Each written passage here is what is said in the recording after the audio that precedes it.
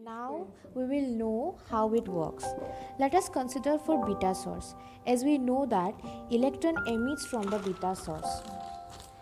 When this electrons enters the GM tube, it knocks out electrons from the inert gas, and these electrons knock out the another electrons, and the electrons get attracted to the positively charged wire, which is pulled by the positive pole of power supply, where it has two paths. One is through large resistance and other is through the counter.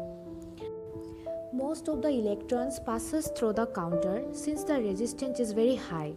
Thus the GM counter used to measure the number of radioactive particles.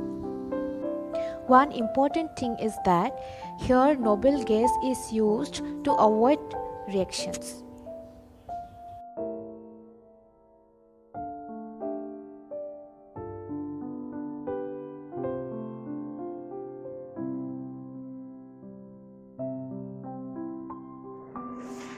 Now we will do the experiment.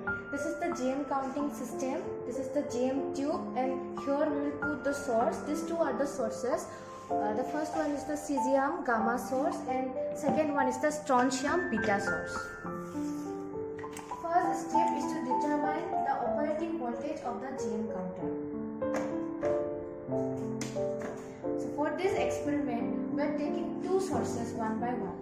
We are taking the data from 400 volt because we know that to get the count we need high voltage. That means at high resistance according to Ohm's law. That is why we don't get any count at low voltage, and this value can be different for different counters.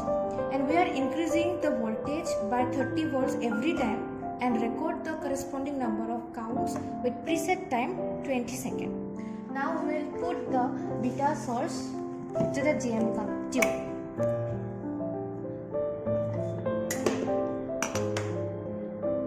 This is the beta source we are putting here.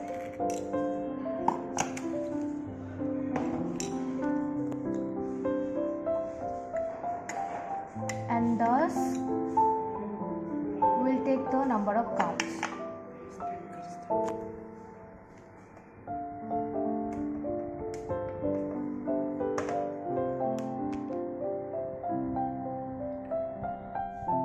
So this is the number of count for 400 volt, and now we are taking the other values by increasing 30 volts, and we will record the number of counts and we will do the experiment repeatedly. After taking the values by increasing the voltage by 30 volts, we record 3 corresponding counts, and then we take the mean count and error by using the formula here.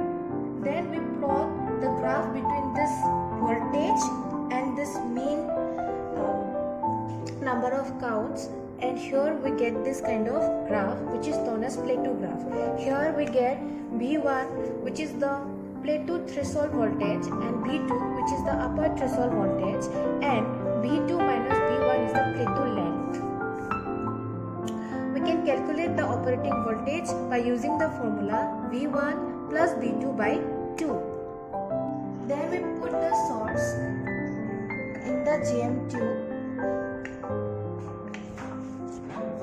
and take counts with source at this operating voltage for beta and gamma source.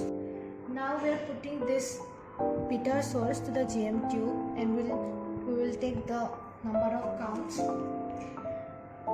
Then take the counts with source at this operating voltage for both beta and gamma source. Now we are starting the process for 20 seconds.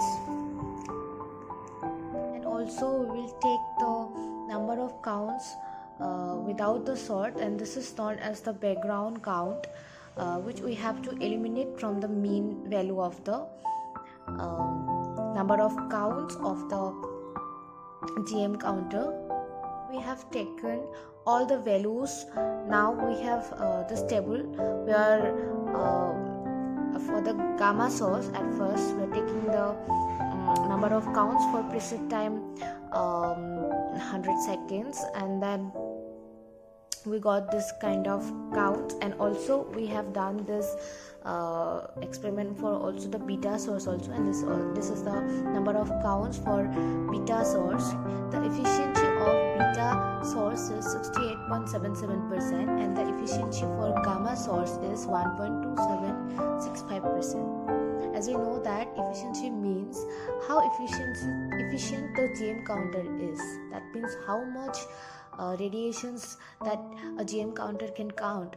Seen that the efficiency for gamma beta source is greater than the gamma source, and this is because that gamma rays are more penetrating than beta rays, and thus more interactions takes place with the gas with beta source, and also beta particles that enters the tube have the largest odds of ionizing the gas on the tube.